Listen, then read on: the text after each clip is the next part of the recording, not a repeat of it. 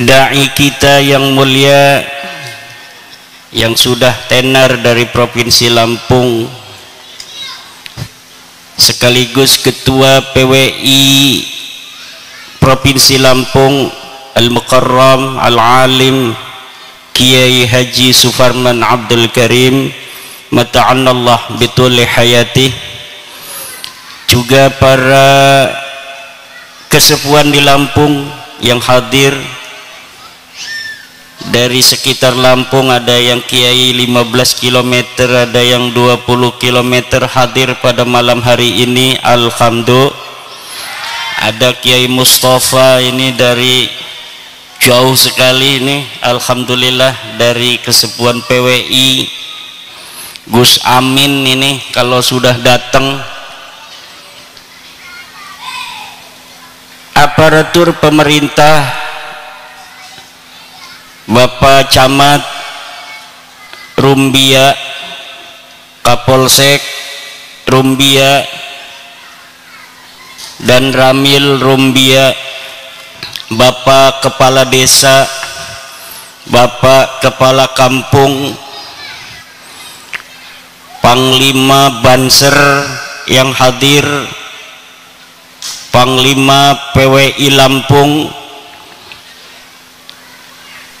Ketua PWI Lampung Tengah yang akan dilantik pada malam hari ini insyaallah, para ibu-ibu yang cantik semuanya, amin. Saya tanya, ibu ini cantik apa tidak? Alhamdulillah. Para bapak-bapak semuanya, mudah-mudahan Allah berikan karunia, keberkahan, sehat badan, walafiat, iman Islam tetap di dalam hati kita. Para santri Pondok Pesantren Darul Falah, ibu bapak hadirin ma'asyiral muslimin rahimakumullah. Sesuai amanah dari guru kita yang mulia Rais Suriah PWNU Lampung, Ayahanda Kiai Haji Shadiqul Wa'dil Amin, bahwa beliau ingin tambah lebih memahami tentang fenomena yang terjadi saat ini, yang diakibatkan oleh sebuah pengakuan terhadap nasab yang mulia Nabi besar Muhammad sallallahu alaihi wasallam. Saya mulai dari ucapan Syekh Nawawi At-Tanara Al-Bantani di dalam kitabnya Marah Labid. Ketika Syekh Nawawi Tanara Al-Bantani menafsiri ayat A'udzubillahi minasyaitonir rajim, ya ayyuhan nas inna khalaqnakum min dzakarin wa unsa wa ja'alnakum syu'uban wa qabaila lita'arafu inna akramakum 'indallahi atqakum. Ketika menafsiri ayat min dzakarin wa unsa, ayat ini lafad min dzakarin wa unsa, Syekh Nawawi mengatakan ay min adama wa hawwa'a wa min abin wa ummin fal kullu fi dzalika sawa'un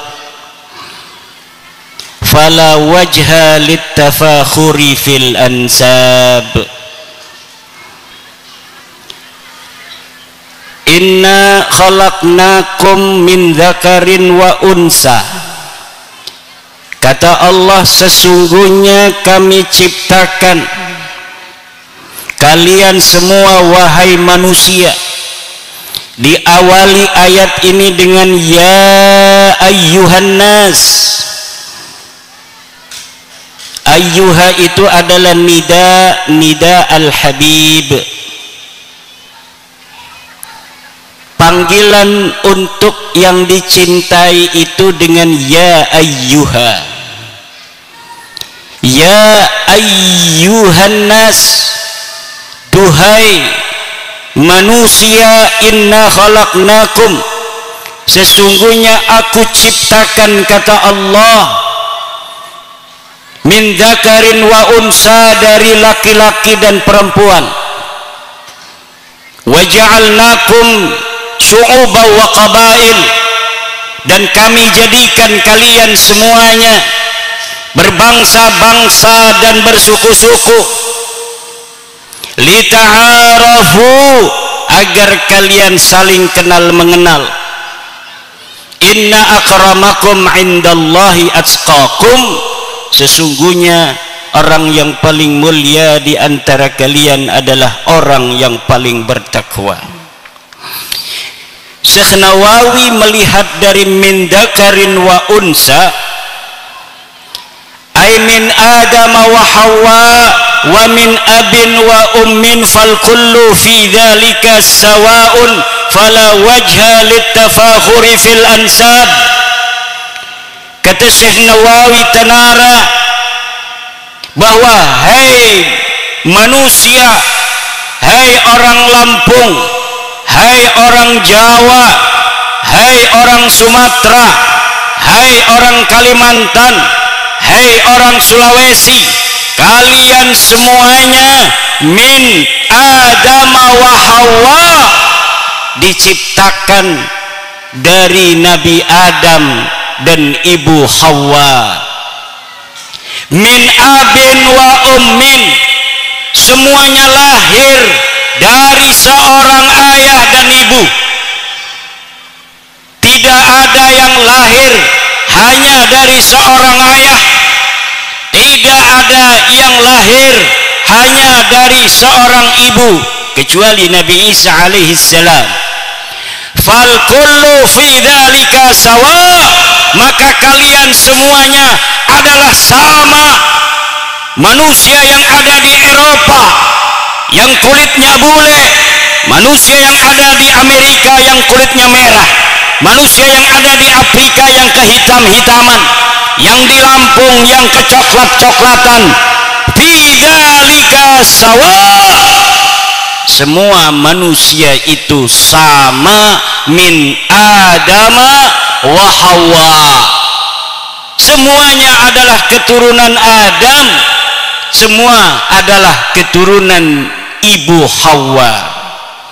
Fala wajha littafakhuri fil ansab, maka tidak ada jalan bagi siapapun untuk merasa dirinya lebih tinggi di antara lainnya dari segi nasabnya. Ini prinsip Islam. Kemudian ketika Syekh Nawawi menafsiri lafaz, menafsiri kalimat lita'arafu, ay la litatafakharu fil aba'i wal qabail, agar kalian saling kenal mengenal. Orang Lampung kenal dengan orang Banten, orang Banten kenal dengan orang Lampung. Itulah gunanya Allah menciptakan manusia berbangsa-bangsa dan bersuku-suku, lita'arafu, agar saling kenal mengenal. Kata Syekh Nawawi di tafsiri, la litatafakharu, bukan untuk saling edeg-edegan. Kita sing lebih mulia dari para sira, kita sing lebih hebat daripada sira, kita mah turunan raja, sira mah turunan luncur, catur kumaya. Kita mah turunan nabi, sira mah turunan kumbili. Tutu genaiku Allah ciptakan manusia ana sing sukune Batak, ana sing sukune Sunda, ana sing sukune Jawa, ana sing sukune Ambon, ana sing sukune Dayak. Bukan untuk mengatakan orang Dayak lebih baik daripada orang Jawa, orang Jawa lebih baik daripada orang Dayak, bukan. Tetapi Allah subhanahu wa ta'ala menciptakan kita semua berbangsa-bangsa dan bersuku-suku lita'arafu, agar kita saling kenal mengenal, la litatafakharu, bukan untuk saling berbangga-bangga diri. Dilanjutkan oleh Syekh Nawawi At-Tanara Al-Bantani, wala litadda'ut tafawuta fil ansab, dan bukan untuk kalian mengaku-ngaku tafawut, ada kasta-kasta di dalam nasab-nasab. Inna akramakum indallahi atqakum, sungguhnya yang paling mulia di antara kalian adalah orang yang paling bertakwa. Bukan dilihat dari siapa keturunannya, dari mana asalnya, siapa dia, status sosialnya apa, apakah dia seorang banser atau seorang laskar PWI. Tidak. Yang dilihat adalah apa di dalam Islam? Taqwahum, takwanya kita kepada Allah subhanahu.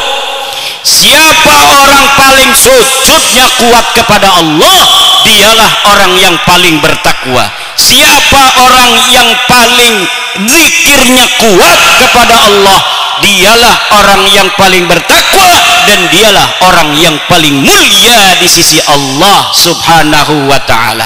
Ini prinsip egalitarianisme Islam yang menjadikan kemuliaan dari takwa.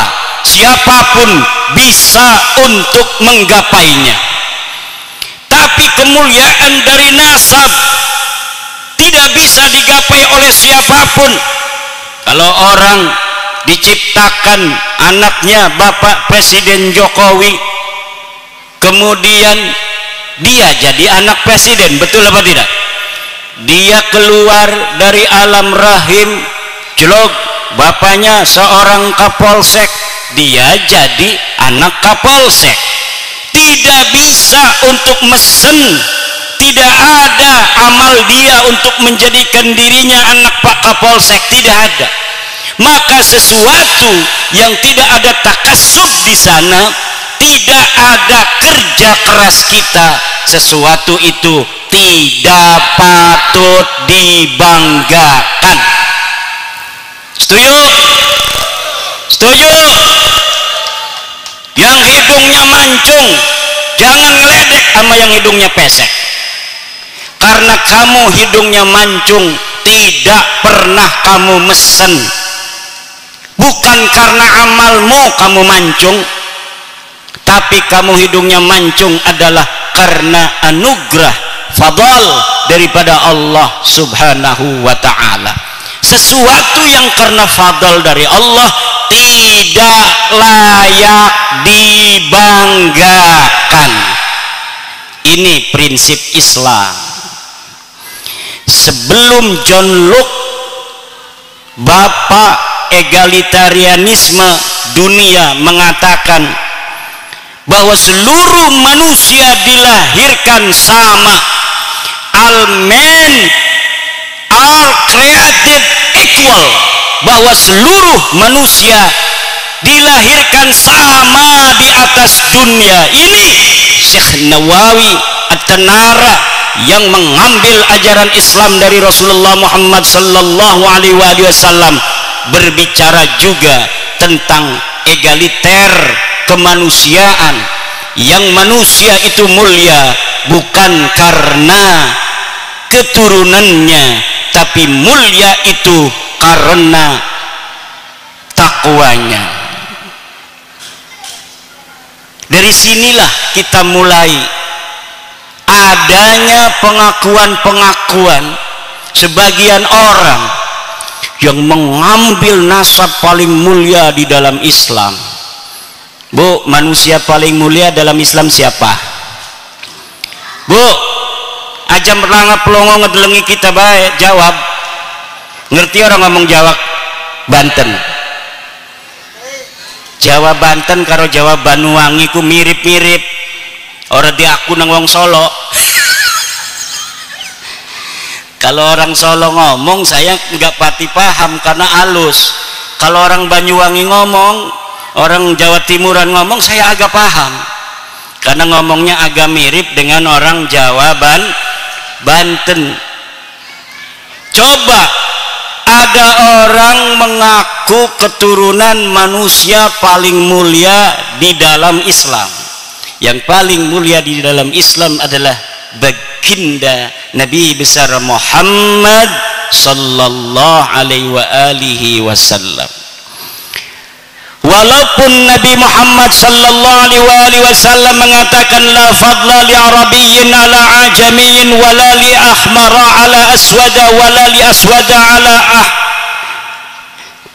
ahmara illa bittaqwa, tetapi di dalam ilmu pengetahuan Islam sebagian tafsir mengatakan kita tetap harus menghormati lebih kepada man yata'allaqu bi Rasulillahi Muhammadin sallallahu alaihi wasallam, orang-orang yang memiliki keterikatan dengan baginda Nabi. Walaupun Allah mengatakan inna akramakum indallahi atqakum, betul, tetapi memang kita harus ada di hati lebih mencintai atau mencintai lebih sedikit kepada orang-orang yang ada nisbah kepada baginda Nabi besar Muhammad sallallahu alaihi wasallam. Ini tafsir sebagian ajaran Islam, terutama ajaran Islam berbasis tasawuf Nahdlatul Ulama. Maka ketika ada orang yang mengaku turunan Nabi, kita warga NU langsung inginnya mencintai dan menghormati. Betul? Betul apa tidak? Kalau ada orang mengaku dirinya keturunan Nabi datang ke rumah kita, pengennya ngasih duit aja walaupun gak punya. Betul nggak? Lama-lama keenaken itu orang. Jangan nunggu dikasih aja, kita bikin gaya-gayaan supaya ngasihnya jangan 50.000 20.000. Gaya-gayaan dia, jadeb-jadeban. Allah. Ada salam kiai dari Mbah Syafaat Banyuwangi. Luar biasa. Apa siapa? Ini suruh beli minyak ini. Harganya berapa? Harganya 5 juta. Karena dia mengambil nama orang yang kita hormati, orang yang kita muliakan, akhirnya kita kena.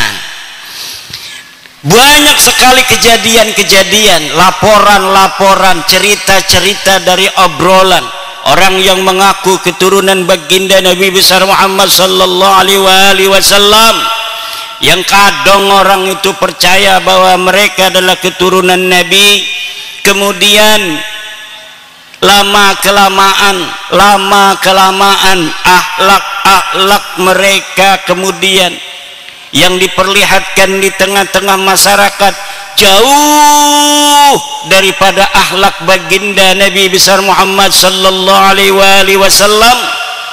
Saya pribadi curiga iki wong bener dudu keturunan Kanjeng Nabi, aja dudu turunan Nabi model mekene, ngakal-ngakali wong melulu. Akhirnya saya meneliti nasab seseorang yang ada di internet, ngakunya dia bin Alwi bin Ubaid bin Ahmad bin Isa. bin Muhammad An-Naqib bin Ali Al-Uraidi bin Ja'far As-Sadiq bin Ali Zainal bin Muhammad Al-Baghir bin Ali Zainal Abidin bin Husain bin Fatimah bin Rasulullah Muhammad sallallahu alaihi wa alihi wasallam. Saya teliti dari atas dulu.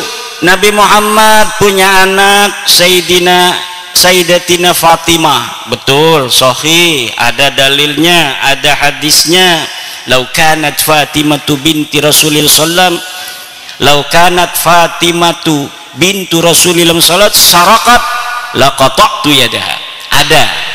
Kemudian apakah ada dalil tentang Sayyidina Husain sebagai anak daripada Siti Fatimah? Ada. Kemudian Sayyidina Husain katanya punya anak namanya Ali Zainal Abidin.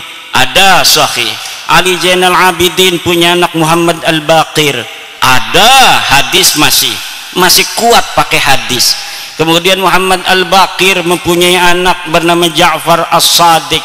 Ada. Ja'far As-Sadiq punya anak namanya Ali Al-Uraidi. Ada, masih di dalam riwayat hadis, karena beliau-beliau ini adalah ruwatul hadis. Ali Al-Uraidi punya anak Muhammad An-Naqib. Ada. Muhammad An-Naqib punya anak namanya Isa. Ini sudah membutuhkan kitab nasab. Saya cari kitab nasab, ada, sahih.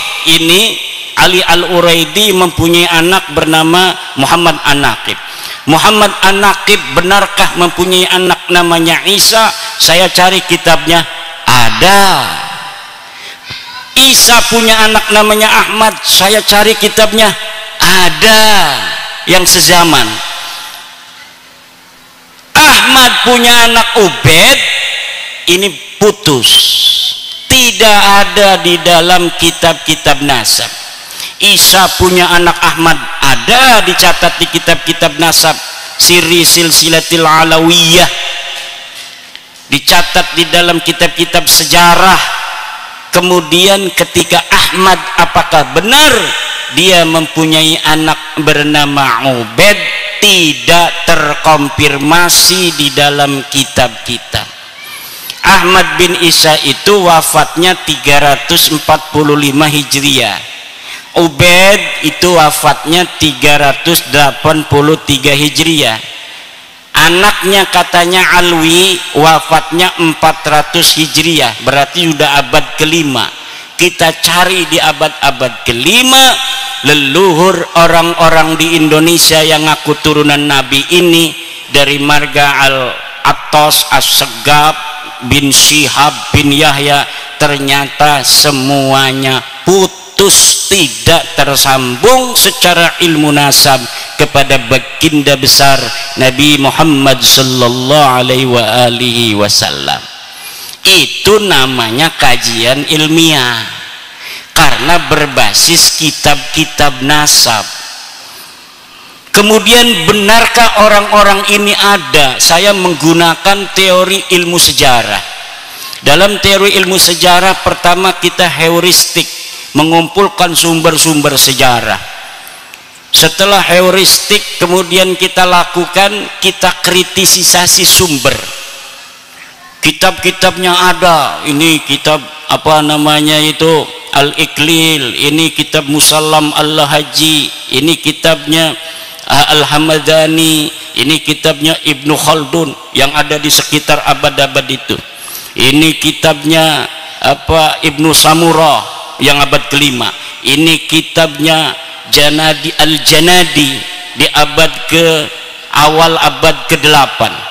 Dari kitab-kitab sejarah yang ada di Yaman tidak ditemukan nama orang-orang yang disebutkan dalam silsilah para Ba'alwi itu, ya. Hada yadullu bi anna hadhil asma ghairu mawjudatin fi zamanihim. Orang-orang yang diaku sebagai keturunan leluhur mereka itu nyata tidak ada pada zamannya. Kenapa bisa sampai tidak ada? Ya karena asal nulis saja nama-namanya supaya nyambung. Kapan mereka mengaku mulai mengakunya di abad ke-9 Hijriah. Jadi abad 9 Hijriah mereka baru nulis kitab namanya Al-Burqatul Musyiqah. Pengarangnya namanya Ali bin Abu Bakar As-Sakran. Di situ dia mengurutkan nama dia Ali bin Abu Bakar bin Abdurrahman bin Mauladawilah bin Ali Sahibud Darak bin Ali Al-Ghayyur bin Muhammad bin Ali bin Muhammad Sahibirbat bin Ali Qali Qasam bin Alwi bin Muhammad bin Alwi bin Ubaid bin Ahmad bin Isa. Dari situlah mulai di abad 9. Dari mulai abad 9 ini sampai sekarang itu banyak kitab yang mereka buat, makanya syuhrah wal istifadah. Banyak dari mulai dia mengaku sampai sekarang ini kitab yang mereka buat, hampir itu kitab karangan keluarga mereka sendiri 27. Belum orang-orang yang lain yang suruh ngarang, itu puluhan. Jadi puluhan, makanya kaget sekarang dia omong bukan turunan Nabi, marah-marah sama saya diomong dajjal, iblis. Ya premen maning wong mekonon sih, wong tutu cucu Nabi jeung aku cucu Nabi barang diwara jora percaya premen. Iki kitab beki kita dalile anakku, kitab pertamaku, kitab beku Tahdibul Ansab, anaknya Ahmad laka sing arane Ubed. Ki kitab keroroko masih abad kelima arane Al-Majdi, laka anaknya Ahmad disebut Ubedku. Ku kitab beku halamane anak, cetakane anak, manuskripnya masih anak. Kitab ketelu Muntaqilatut Talibiyah masih ning abad 5, laka arane Ahmad bin Isa iku Ubedku.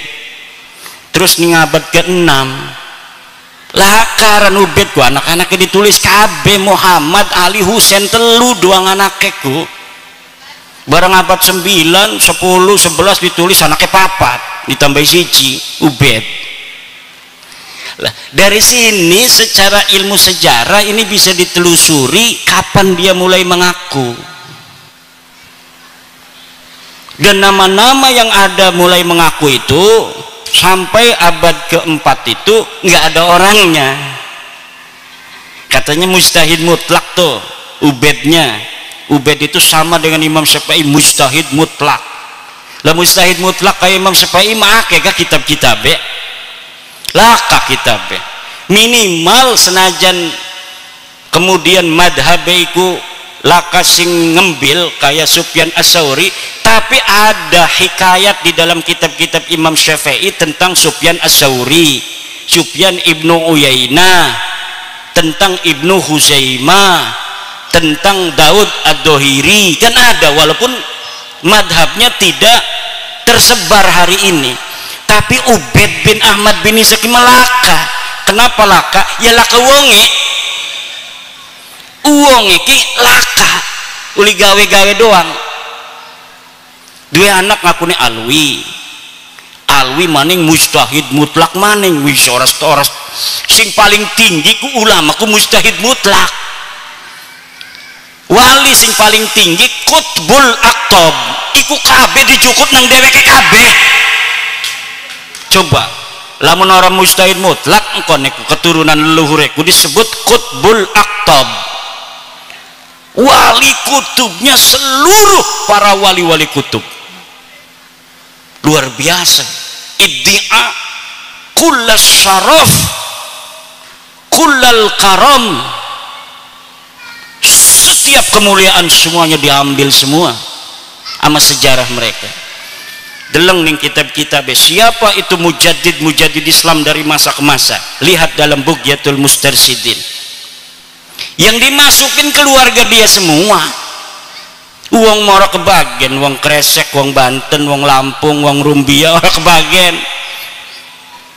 Pokoknya yang mulia-mulia itu keluarga mereka saja. Pengakuan-pengakuan yang non konfirmatif itu terkonfirmasi sekarang. Pengakuan non konfirmatif masa lalu terkonfirmasi sekarang bahwa memang mereka suka mengaku. Yai NU didirikan, sejarahnya kan sudah dicatat itu tahun 84. Saya punya bukunya segini, bahwa pendiri NU awal mulanya didirikan NU Mbah Khalil mimpi, kemudian memberikan tasbih dan tongkat. Yai As'ad Samsul Arifin suruh datang ke Mbah Yai Hasyim Asy'ari bawa tongkat dan tasbih. Mbah Yai As'adnya juga videonya masih ada sampai sekarang, ceritanya tuh. Beliau itu bercerita itu masih ada sampai sekarang. Jadi yang mendirikan itu adalah Mbah Hasyim Asy'ari dan kiai-kiai Surabaya, kiai Jawa Tengah, kiai Cirebon. Kemudian yang menginspirasi, mendorong secara ruhiyah spiritual adalah Mbah Khalil Bangkalan. Yang membawa pesannya adalah Yai As'ad Samsul Arifin. Itu sejarahnya. Sekarang berubah, bahwa Mbah Yai Hasyim Asy'ari bukan hanya menerima perintah dari Mbah Khalil, tapi juga mendapatkan restu dari Hasyim bin Yahya. Wis gawe buku, bahkan di Diniyah DKI sudah bikin LKS untuk anak-anak. Jadi pendiri NU ceritanya siapa-siapa, bagaimana kronologisnya, masuk itu Mbak Alwi di situ. Padahal dalam cerita sebenarnya tidak ada. Kemudian makam sing wong Lampung ora diurus kan. Bang setahun maning balik iku wis dadi bin Yahya. Dibikin merek tua tahun 1670. Nanti cerita bahwa yang menyebarkan agama Islam di Lampung, Sunan Gunung Jati, Syarif Hidayatullah, Sultan Hasanuddin, wali-wali lian, itu nggak ada lagi, karena Sultan Hasanuddin 1590-an, itu 1400 misalnya ditulis itu. Lah ini yang akan terjadi dengan sejarah kita di masa yang akan datang kalau hari ini kita tidak peduli sejarah. Karena itu nyata, dan yang bersangkutan tidak berani untuk berdiskusi. Ada makam Eyang KRT Sumodiningrat yang ada di Semarang, katanya namanya Hasan bin Toha bin Yahya. Itu nama KRT Sumodiningrat adalah pejuang Jogja 1811, wafat perang melawan Inggris. Makamnya ada di Jejeran Jogja, Pleret. Sekarang pindah ke Semarang. Ditantang untuk diskusi, kenapa ini kok sejarahnya sama tapi kuburannya beda? Enggak mau, pokoknya tamblek be terus bae dek menaik be suwe-suwe mau wong ora kelingan. Berharap orang lelah dan melupakan. Ini yang akan terjadi, termasuk masalah nasabiki.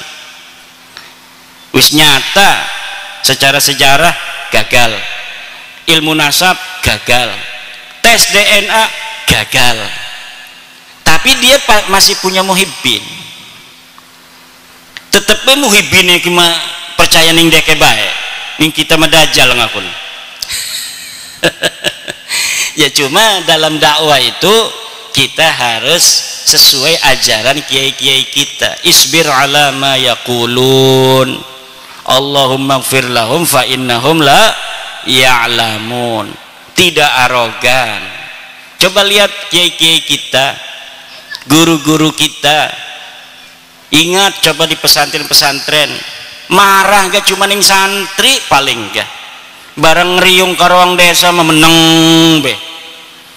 karena dia marah kepada santri ngajinya salah supaya pinter doang. Ke orang kampung mah dia nggak pernah arogan. Ning pondok pesantren ning ngarepe ana wong nanggap film meneng bae. Saya punya guru di pondok, di sampingnya ada orang hajat nanggap film tuh zaman dulu layar tancap. Itu beliau ngaji biasa di tingkat, jadi dari tingkat itu kelihatan ke bawah tuh layar tancap tuh. Ngomong aja enggak, sama sekali enggak ngomong. Misalnya santri jangan nonton ya, haram ya, enggak, seperti biasa tidak ada apa-apa. Dan orang kampungnya itu menghormati juga. Sebelum kiainya itu berhenti ngaji, belum dimulai yang namanya layar tancap itu. Itulah akhlak para kiai-kiai kita. Akhirnya orang-orang itu pun walaupun dia itu nanggap film, kalau mungkin kalau orang yang masih ilmunya itu belum ilmu batin, dia menganggap orang itu menghina kiai. Padahal bisa jadi ada alasan lain dia sehingga harus begitu. Bisa jadi nadar, misal kaul, atau permintaan calon besan dan lain sebagainya, atau permintaan panitia. Kalau tidak ada layar tancap, kami pemuda tidak mau bantuin hajat. Bisa jadi begitu kan. Makanya nanti orang-orang yang seperti Yai Shadiqul Wa'dil Amin katan, yandurunal ummah bi'ainir rahmah, melihat umat masyarakat itu kiai-kiai kita bi'ainir rahmah, dengan mata kasih sayang. Semuanya dipandang dengan mata kasih sayang. Saya punya guru Abu Yadimyati. Kalau sama saya, sama santri itu yang lain datang, misalnya santri, tampangnya santri, sama abuya orang di esaki. Kalau yang datang kelihatan santri, di mana ya? Paling begitu. Bisa salaman, guys. Tapi kalau yang datang orang kampung, saya punya teman tukang riba. Bukan riba ngituin duit, bukan. Tukang megai di bank kan tukang riba. Datang ke abuya, dimuliakan, diajak ngobrol, bahkan dikasih ijazah salam al-ma'mariyah. Dia cerita, oh saya mah diajak ngobrol sama abuya. Kata saya, kalau saya datang cuma di reknaun sia, begitu doang. Habis minta air, yes, mau salaman lagi pulang, nggak mau abuya itu. Datang salaman, mau pulang lagi sama santri, yes ente. Ternyata itu adalah gaya kiai kepada calon para pemimpin. Coba hatinya berubah tidak? Kalau calon pemimpin hatinya cepat berubah ketika ada rakyat kritik, ada yang mencaci maki. Coba lihat presiden kita, Presiden Joko Widodo, dicaci maki 10 tahun makin hebat aja. Betul apa tidak? Yang mencaci maki mah uripe nyungsep, anak sing di penjara, anak sing macem-macem wis ora beres, ngedukung calon kalah melulu. Tapi Pak Jokowi dari awal mula sebelum dia naik dicaci maki sampai mau selesai dicaci maki tetap tegar dan makin barokah, makin mulia. Kayaknya Pak Jokowi ki uli ilmune ilmu Kiai Nahdlatul Ulama. Makanya si Ki Arab dimai tambang Nahdlatul Ulama. Alhamdulillah, supaya aja asalana acara MWC proposal melulu ngagawa map kan. Betul? Yang kasihan Pak Camat sama Kapolsek. Kadang-kadang ansor nih yang suka ini mama banser nih, bikin acara kemudian minta sama Pak Camat, Pak Lurah. Nah nanti mah mudah-mudahan kalau kita udah kaya raya punya tambang, amin, mudah-mudahan ngucur dari atas ke kita barokah. Kalau barokah untuk NU, itu barokah untuk separuh bangsa Indonesia. Kenapa? Karena warga NU itu di Indonesia setengah dari jumlah penduduk Indonesia. Berdasarkan survei Alpala Riset, dari seluruh umat Islam Indonesia 53-56% adalah kaum yang mengaku dirinya Nahdlatul Ulama. Alhamdulillah, mudah-mudahan barokah sentosa, barokah sentosa Indonesia.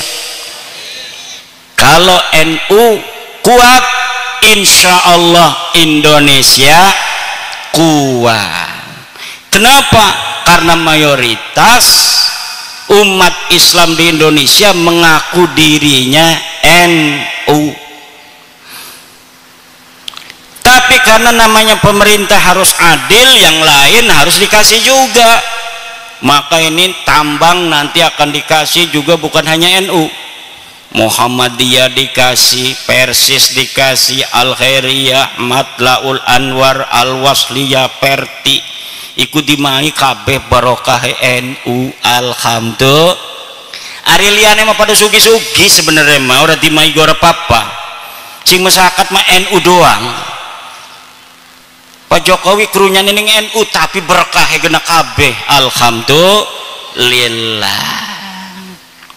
Bu, Indonesia ini di bawah tanah yang diduduki ibu ini, kekayaannya lebih hebat dibanding dengan ada yang di atas tanahnya. Lebih mahal. Di dalamnya ada minyak tanah, ada batu bara, ada uranium dan mineral-mineral lainnya. Masya Allah, Indonesia ini kaya raya. Emasnya banyak, peraknya banyak, besinya banyak, gasnya akeh. Ibu-ibu kan ilok masak nggo gas ya. Gas itu sing jero bumi, Bu. Jero bumi Indonesia. Kita ngebangun musola, ngebangun masjid nggo semen, semennya dari bumi Indonesia. Di dalam tanahnya kaya, di atasnya kaya, lautnya kaya. Nggak bakal kita kekurangan makan, Bu, hidup di Indonesia. Betul? Iwak macem-macem, mana iwak betik, iwak lele, iwak boncel, sepat siem, macem-macem itu baru ada di darat, di sawah, di kolam. Yang di laut macam-macam ikan, ribuan macam, semuanya cukup untuk menghidupi orang-orang yang hidup di Indonesia ila yaumil qiyamah, insya. Maka ini Indonesia harus dijaga, Bu, aja sampai Indonesia acak-acakan. Makanya ulama lamun lagi ana lagu Indonesia Raya iku ngerembeng bae, mata iki kerasa ingin menangis. Bangunlah jiwanya, bangunlah badannya untuk Indonesia Raya. Itu bangunlah jiwanya, itu mental. Mental kita, kalau mentalnya mental budak, walaupun badannya kuat, latihan tempur, tapi mentalnya masih mental budak, kita gampang dijajah oleh orang-orang asing. Betul apa tidak? Bangunlah jiwanya, bangunlah badannya untuk Indonesia Raya. Revolusi mental, dari mental budak, mental terjajah, mental inferior, menjadi mental para tuan, menjadi mental orang merdeka. menjadi mental superior. Leluhur-leluhur kita orang-orang hebat. Kenapa hari ini kita menjadi orang-orang yang mau hanya menjadi budak? Luhur kita para raja, luhur kita orang merdeka. Tapi kenapa hari ini kita banyak dari bangsa Indonesia yang masih mau diperbudak oleh orang lain, dibohongi dengan agama untuk merusak Indonesia? Masih ada orang-orang yang menjual agama untuk memecah belah Indonesia. Ada. Dibohong-bohongi negara Islam. Demi Allah, kita akan mendirikan negara Indonesia ini berdasarkan syariat agama Allah. Aduh, emangnya Pancasila ku bertentangan karo syariat apa sih? Mana sih undang-undang dasar negara Republik Indonesia? Coba mukaddimahnya mana yang bertentangan dengan undang-undang apa Allah, bertentangan dengan Al-Quran, bertentangan hadis, fikih dia bertentangan. Endi sing bertentangan? Tunjukaken. Laka ibu-ibu aya gelem dibohongi. Bahkan di pembukaan undang-undang dasar kita, atas berkat rahmat Allah subhanahu wa ta'ala, kemerdekaan Indonesia ini adalah atas berkat rahmatnya Allah. Itu yang ada di mukaddimah. Pancasila mana yang bertentangan dengan Al-Quran? Tunjukkan. Ketuhanan yang Maha Esa, qul huwallahu ahad. Kemanusiaan yang adil dan beradab, inna akramakum indallahi atqakum walaqad karramna bani Adam. Persatuan Indonesia, wala tatafarraqu ning Quran. Kemudian kerakyatan yang dipimpin oleh hikmah kebijaksanaan dalam permusyawaratan perwakilan, wa syura bainahum wa amruhum syura bainahum. Apa yang bertentangan dengan Al-Quran? Keadilan sosial bagi seluruh rakyat Indonesia. Ayat-ayat tentang keadilan ratusan di dalam Al-Quran. Idiluhu wa aqrabu littaqwa dan lain sebagainya. Tidak ada orang-orang tua kita yang mendirikan Negara Kesatuan Republik Indonesia ini mau memasukkan kita anak cucunya ke dalam nerakanya Allah. Tidak ada. Yang ada adalah bahwa orang tua kita mendirikan Negara Kesatuan Republik Indonesia ini, Insinyur Soekarno, Muhammad Hatta, Kiai Haji Wahid Hasim dan lain sebagainya, itu adalah berdasarkan pemahaman mereka terhadap ajaran Islam. Nabi Muhammad SAW ketika datang ke kota Madinah, di sana ada orang Yahudi, di Najran ada orang Nasrani. Nabi Muhammad yang di dalam Madinah mayoritas Islam itu membuat namanya Wasiqatul Madinah. Apa namanya? Wasiqatul, piagam Madinah. Piagam Madinah itu untuk apa?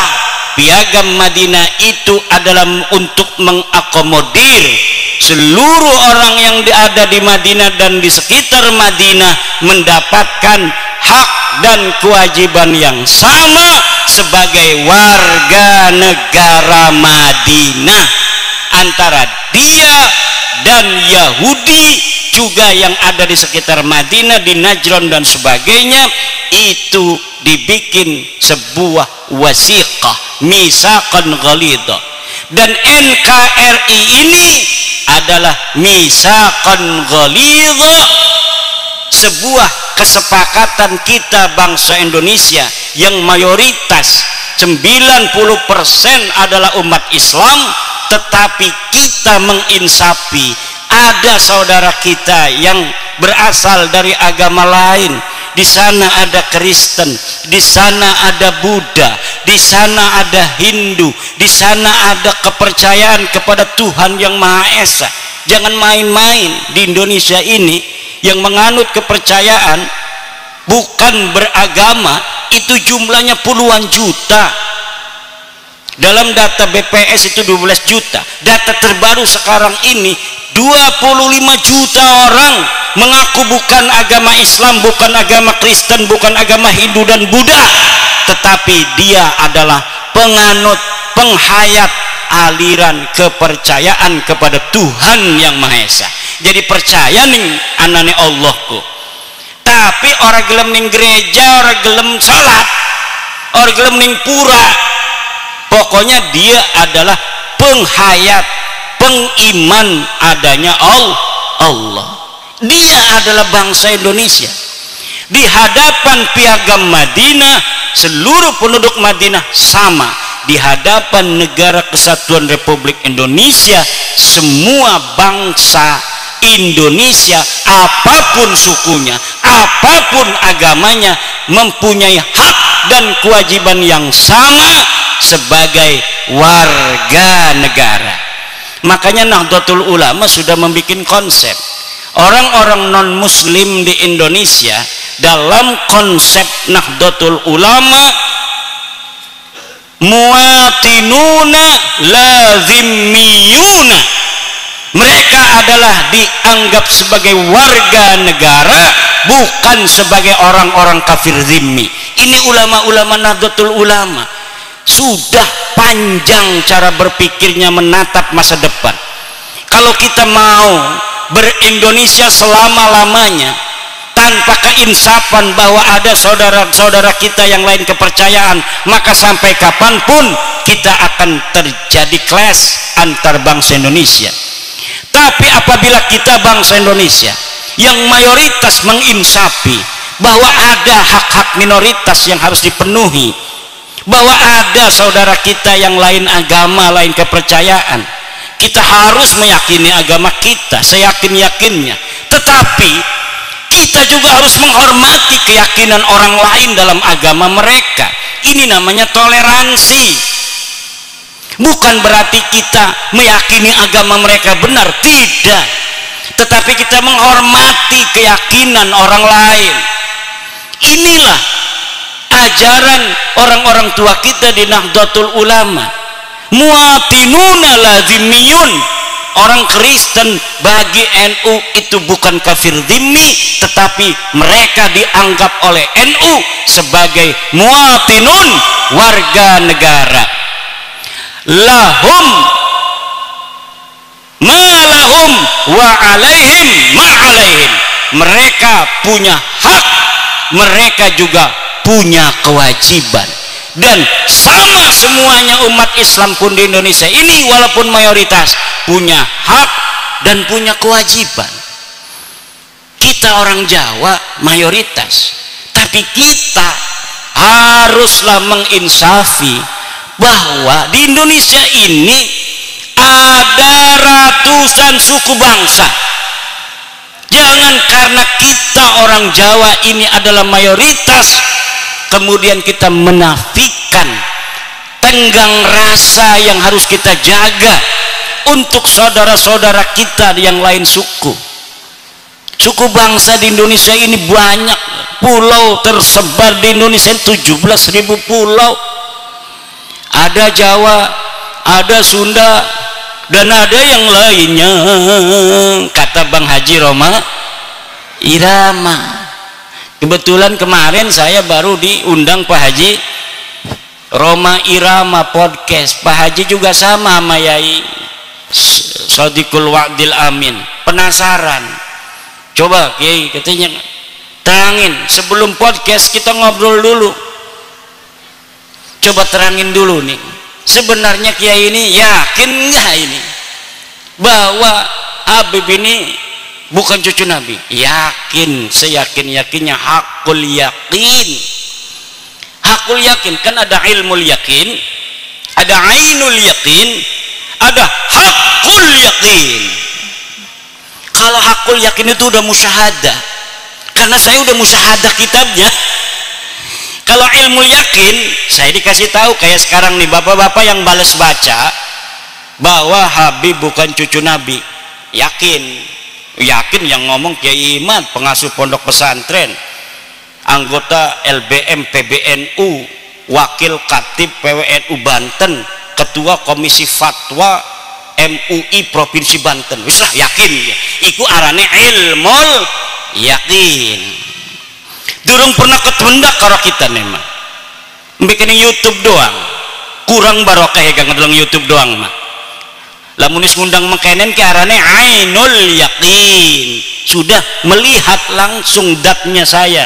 Ternyata katanya daripada YouTube-nya Kiai Imad itu gantengan langsungnya. Masya Allah. Kalaulah dia ini masih bujangan.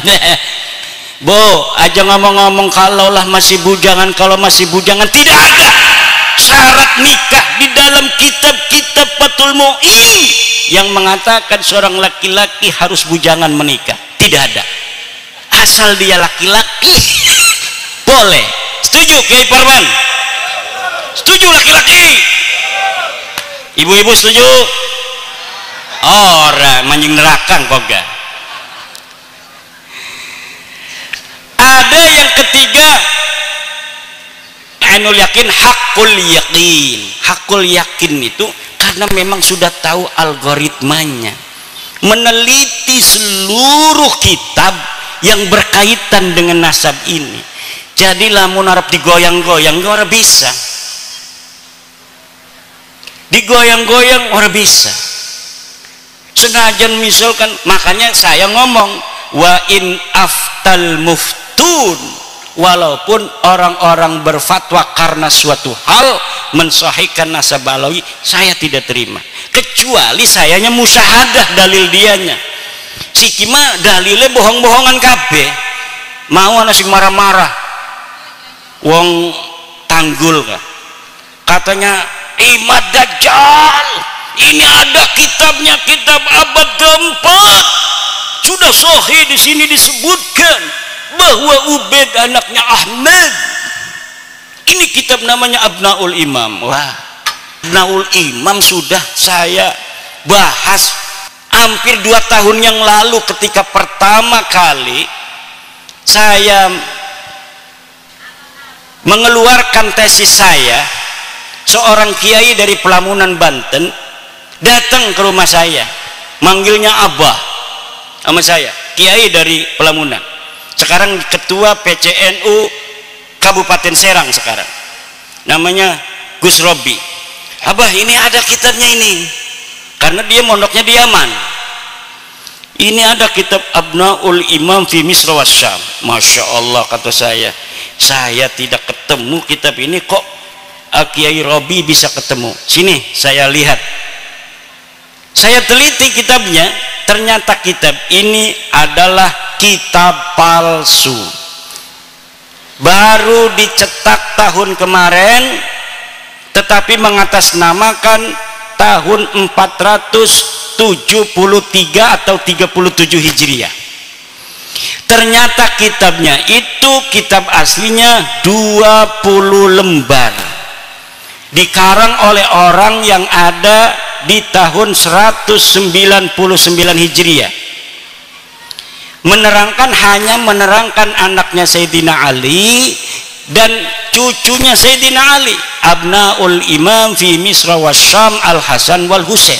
Tidak menerangkan yang lainnya karena tahunnya saja masih tahun 199 Hijriah, sedangkan Ubaid itu wafatnya 383 Hijriah. Masa iya orang yang hidup di tahun 199 Hijriah bisa mencatat orang yang ada di tahun 383 Hijriah? Bohong apa aku? Bohong.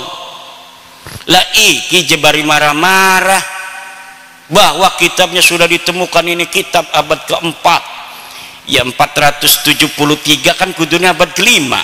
Wis ngomongnya salah, isinya salah. Kalau misalnya kitab itu benar, itu sing cerdas-cerdas kah sing ngebela kayak Rumel Abbas, kayak Idrus Romli, itu dulu yang akan dipakai untuk menjawab saya. Profesor Said Agil Al-Munawwar pasti akan membawa dalil itu kepada saya. Tetapi kenapa mereka tidak membawa? Karena mereka pun tahu itu kitab palsu, dan kepalsuan itu diakui di mukaddimahnya ada. Mukaddimahnya ini kitab dikarang pada 199, tetapi kemudian ditambahi pada abad ke-12, ditambahi lagi pada abad sekian, ditambahi lagi oleh yang terakhir Yusuf Jamalul Lail yang baru wafat beberapa tahun kemarin. Lah iku kitab Murtadha Az-Zabidi yang katanya adalah menetapkan dan mengisbat Ba'alwi, itu kitabnya juga palsu. Kitab palsunya dari mana sih? Kiai tahu aja kalau palsu. Karena percetakan itu biasa dicetak itu menggunakan jasa peneliti. Misalnya nih ada manuskrip ditemukan di Rumbia, manuskrip ini atas nama Pangeran Diponegoro, panggil dari UI filolog suruh nyetak. Tetapi peneliti tidak akan bohong, dia akan cerita manuskrip ini memang dikatakan tulisan Pangeran Diponegoro, tetapi dilihat dari kertasnya tidak memungkinkan dia berada pada masa Pangeran Diponegoro. Kertasnya ini dicetak atau diproduksi pada tahun 1950, sedang di Panganogoro tahun 1825. Dari jenis tulisan yang ditulis pun tidak mencerminkan tulisan yang dipakai pada tahun 1825. Ini adalah tulisan abad ke-20. Itu tahu, dan dia ngomong bahwa menulisnya ketika di Lampung. Pangeran Diponegoro katanya menulis kitab ini di Lampung, sedangkan tidak ada pernah berita diketahui Pangeran Diponegoro pernah ke Lampung. Iki sebenarnya Pangeran Diponegoro siapa? Tapi karena misalnya Provinsi Lampung ini ketua PCNU-nya ingin dicetak aja sesuai dengan tulisannya itu karya Pangeran Diponegoro. Begitu yang terjadi dengan kitab Ar-Raudul Jali karangan Syekh Murtadha Az-Zabidi. Coba beli kitab Ar-Raudul Jali karangan Syekh Murtadha Az-Zabidi, cetakan Yaman Darul Fatah. Itu dari mukaddimahnya sudah jelas bahwa manuskrip ini tidak ditemukan sebelum keluar, dicatat, disalin oleh Hasan Muhammad Qasim.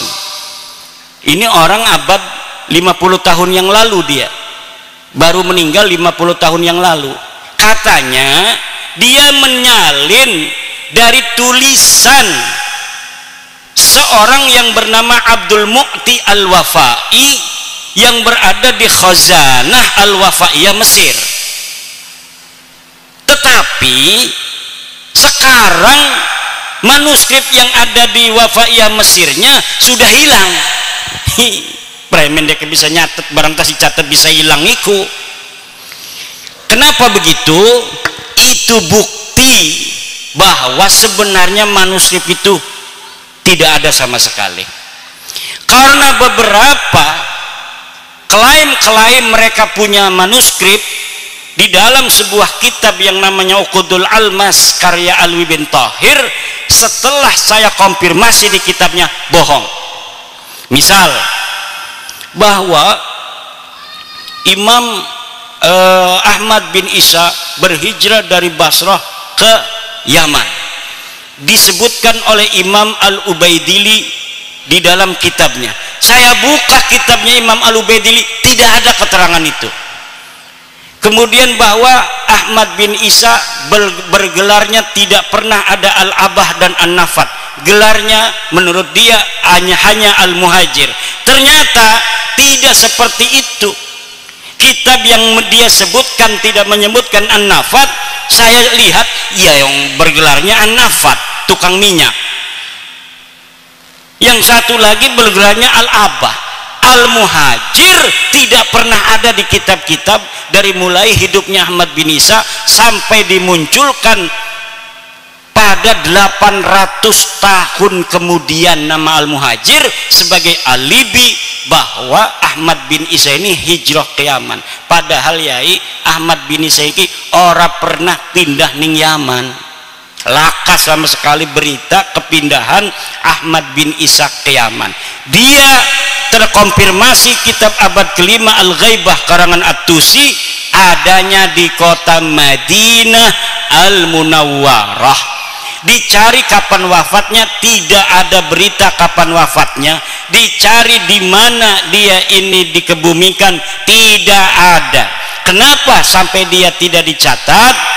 Mungkin dia mati muda, tidak terlalu banyak peran dalam kehidupan.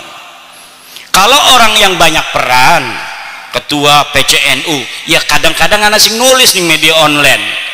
Ketua PCNU menghadiri acara pelantikan PWI Kabupaten Lampung Tengah, berarti dia historis pernah ada di media online. Coba nama yang hadir, coba lihat di Google, ketik nama Kiai Haji Suparman Abdul Karim, langsung merebet anak, dia historis, banyak yang memberitakan. Tapi kalau bapak-bapak kita yang tidak pernah ikut gabung-gabung di organisasi, dikir bening jero goa gelati arane samsuri lakan ning Google le wong dek wong tasawuf tidak pernah ada interaksi dengan masyarakat luas. Begitu pula lah keberadaan seseorang yang dikatakan dengan kesejarahan yang begitu luar biasa, pasti ada saja orang-orang sekitar dia yang menginformasikan tentang aktivitasnya waktu dia hidup. Tetapi nama-nama Ba'alwi ini sama sekali tidak ada. Faqih Muqaddam jere bisa mi'raj 70 balen sebengi. Dia ada di abad ke-6. Banyak kitab abad ke-6 di Hadramaut di Yaman yang memberitakan tentang ulama-ulama Hadramaut. Satu pun tidak ada yang memberitakan orang ulama di Tarim namanya Faqih Muqaddam. Laka pemaning karo keramat-keramatin makanya Abdul Qadir Jailani pun kalah pangkatnya oleh Faqih Al-Muqaddam. Kenapa namanya Al-Muqaddam? Karena dia orang yang paling tinggi derajatnya. Ternyata ketika dicari di dalam sejarah masa lalu tidak ada. Sejarah itu yang perlu dokumen, bapak-bapak, nggak usah marah-marah, wis dokumen deh. Dokumennya mana? Kalau tidak sejaman, yang primer, yang sekunder, yang kira-kira dia bisa mendeteksi orang yang ada pada abad sebelumnya. Kalau misalnya tidak ditemukan pada abad-abad yang mendekati, maka yang ditemukan yang paling dekat, senajan 100 tahun, ini yang akan dipakai. Nanti apabila ditemukan yang lebih tua, maka yang muda yang bertentangan yang dengan yang lebih muda ini harus namanya tesisnya ini sudah ada antitesis, sudah tidak bisa dipakai lagi. Bengen surah istifadah Habib iki kabeh bin Syihab bin Smith bin Yahya As-Sagab turunan Nabi, tapi siki anatesis abade abad tua 4, 5, 6, 7, 8, 9 bahwa deket duduk putune Kanjeng Nabi, ya kudu nerima. Tes DNA ini melenceng, turunan Nabi kudune J1, dekema tes DNA ini hasilnya G, haplogrupik. Turunan Nabi Muhammad, turunan Nabi Ibrahim J1 haplogrupnya. Mereka 180 orang yang sudah tes DNA kebanyakan G. Ini menunjukkan bahwa mereka bukan sebagai turunan Nabi, tapi juga bukan orang Arab. Kenapa sih kepunteng-punteng Kiai Imad kok ngomong ikut terus? Karena penting buat warga NU yang percaya kepada penghormatan kepada keluarga Nabi hanya warga NU. Lamun putu Nabi asli mah dimai duit gemumbu dibalikaken maning. Putu Nabi asli kependak putu Nabi asli, misalkan bapak-bapakku, bapak menghormati dekenya lebih menghormati nanane. Itu ciri-ciri keturunan Nabi asli. Kalau kita menghormati dia, lebih menghormati kita. Kalau kita ngasih duit, dia lebih ngasih duit pada kita, karena nggak mau kalah keturunan Nabi pada kebaikan. Kalau orang tawadu, maka kita akan kalau kita tawadu, dia akan lebih tawadu. Itu ciri keturunan Nabi asli. Lebih baik dia yang menanggung derita daripada rakyat yang menanggung derita. Itu ciri keturunan Nabi asli. Bukan yang mengorbankan orang lain untuk kepentingan dia. Bukan. Ciri Nabi asli itu keturunannya adalah keturunan Nabi asli. Dia rela menderita. Yang penting umat Islam ini bahagia. Bukan sebaliknya, nyuruh orang-orang berantem demi kepentingan dia, sementara dianya aman-aman saja. Nyuruh orang-orang Indonesia berantem, dianya enak-enakan tidur. Orang-orang yang bodoh dari orang-orang yang bisa dipengaruhinya suruh gulat sama orang-orang yang menentang kepentingan dia. Ini adalah yadullu ala annahum laisu min durriyati Rasulillah Muhammad sallallahu alaihi wa alihi wasallam bil marrah. Sama sekali bukan. Dari cara wajahnya ngomong marah, hal tarawna fi wajhihi nuran nubuwah. La idza ra'ainahum ma ra'aina fi wujuhihim nuran nubuwah minar rahmah. La nanduru ila wujuhihimur rahmah, walakin nanduru ila wujuhim at-takabbura wat-tafakhura wat-ta'aliya 'alal akharin. Na'udzubillah summa na'udzubillah min dzalik. Ikilah ibu-ibu, bapak-bapak, kepunteng-punteng. Saya kadang-kadang suka capek juga, tetapi karena ini merupakan sebuah, menurut saya, la yajuzu lil alimi kitmanu ilmihi fi hadal bab, ay fi hada tazwiri nasab, fil babi ay fi tazwiri nasab. Kenapa? Wajib hukumnya memberitahu kepada orang apabila ada orang yang mentajwir daripada nasabnya kepada baginda Nabi besar Muhammad SAW. Kenapa? Karena Nabi Muhammad punya hak untuk dinisbatkan kepadanya hanya keturunannya yang asli. Kenapa akan memalukan Rasulullah? Orang-orang yang secara genetik bukan darahnya Rasulullah, kemudian dia mengaku turun Rasulullah. Satu generasi, dua generasi mungkin bisa menjaga akhlak, tapi lama-lama dasar genetik dudu Nabi mah ya sejen bae akhlake. Senajan dipaksa-paksa aja supaya pada karo akhlake Nabi, suwe-suwe mengongana dudu turunan Nabi juga tiga. Bukan turun Nabi susah, tapi walaupun tidak ada orang mengenal seseorang sebagai keturunan baginda Nabi, kadang-kadang dianya sendiri tidak tahu bahwa dia keturunan Nabi.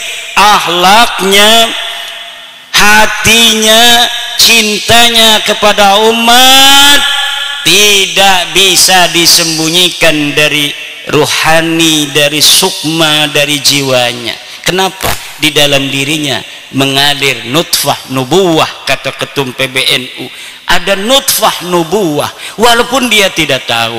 Ada nutfah nubuwah walaupun dia tidak tahu silsilah. Dan bangsa Indonesia ini diyakini oleh Ketua Umum PBNU, kebanyakan dari bangsa Indonesia yang muslim ini mempunyai nutfah nubuwah kepada Nabi besar Muhammad sallallahu alaihi wa alihi wasallam. Mungkin demikianlah, sudah malam sekali nih ya. Wallahu huwal muwaffiqu ila aqwami thariqin. Wassalamualaikum warahmatullahi wabarakatuh. Doa ya. Allahumma shalli ala sayyidina Muhammadin fil awwalin wal akhirin wa barik wa sallim wa radhiyallahu tabaraka ta'ala an kulli sahabati rasul ajmain. اللهم اجعلنا وأولادنا وأزواجنا وذرياتنا وطلابنا من أوليائك المقربين والعلماء العاملين الراسخين العابدين الزاهدين المتواضعين المفتوحين المرزوقين المحبوبين المجاهدين الطاهرين. اللهم اجعل هذا المعهد معهدا مباركا. اللهم اجعل هذا المعهد معهدا مباركا. اللهم اجعل هذا المعهد معهدا مباركا. وصلى الله على سيدنا محمد والحمد لله رب العالمين.